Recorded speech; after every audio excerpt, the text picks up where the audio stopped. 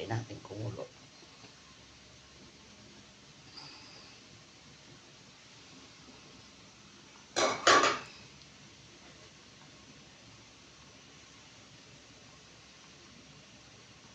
Papatayin na natin pagkulo.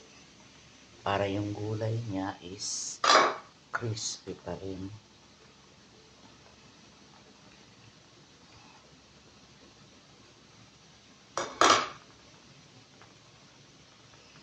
Okay, bye. Sabi na inuna ko isang palok. Sabi nila wag ilalagay isang palok kasi hindi lalambot yung gulay. Kaya ginagawa ko, inuuna ko isang palok para wag lumambot yung gulay. Para wag siya madurog. Sige na, bye-bye.